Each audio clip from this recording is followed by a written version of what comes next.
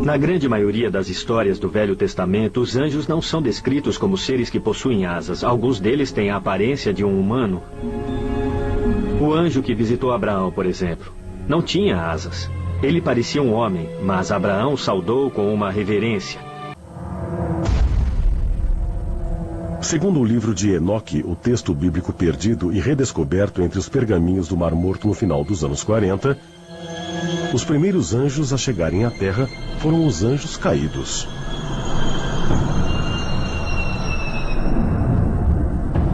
Tanto o livro de Enoque quanto a Bíblia hebraica dizem que os anjos caídos agiram contra a vontade de Deus e se miscigenaram com os humanos.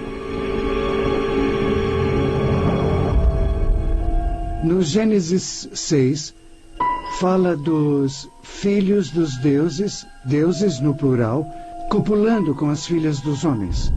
E há uma certa conotação maligna nisso. Como os anjos podem fazer sexo? Enoque descreve o ato. Enoque nunca os chamou de deuses, mas de guardiões do céu ou vigilantes. De acordo com textos antigos, além de copular com as mulheres da terra, os anjos caídos geraram uma grande prole, os Néfilins, uma raça de gigantes similares aos retratados na história de Davi e Golias. Os mitos antigos estão cheios de histórias de deuses descendo à terra para acasalar com os humanos. De acordo com várias fontes, inclusive a mitologia nórdica, a mitologia grega e até a Bíblia, nós temos relatos desses filhos de Deus ou de deuses do Monte Olimpo ou Valhalla. Eles vêm à Terra e acham as filhas dos homens atraentes.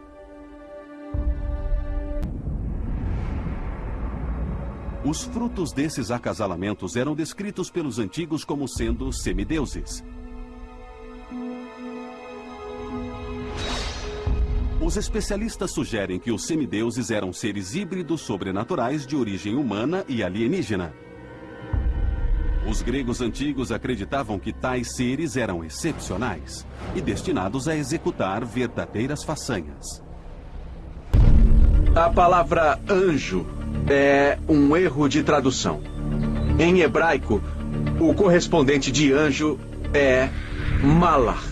Entretanto, a tradução correta não é anjo, mas na verdade é mensageiro. Em grego, a palavra angelos não é anjo, e sim intermediário, mediador. Por definição, anjos são de outro mundo. Existe uma enorme quantidade de evidências que sugerem que os anjos não eram algo inventado pelo cristianismo, mas que estavam fisicamente presentes em todas as civilizações. As culturas antigas que descreviam os deuses como criaturas aladas são os sumérios, os babilônios e, com certeza, os egípcios. Todas essas civilizações tinham símbolos como discos alados ou coisas que hoje provavelmente nós chamaríamos de OVNIs. Acho que eles queriam nos avisar que esses seres sabiam voar. Muitas vezes as pessoas relatam que esses seres atravessam as paredes, todas as portas estão fechadas, as janelas estão fechadas e de repente elas abrem os olhos e o ser está ali. O Ato dos Apóstolos do Novo Testamento narra a história de São Pedro, aprisionado em Jerusalém pelo rei Herodes em 44 depois de Cristo.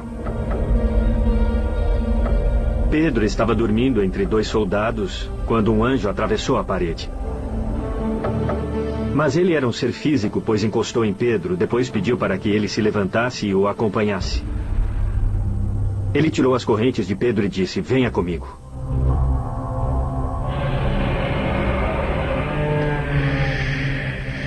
A porta da cela se abriu, Pedro saiu.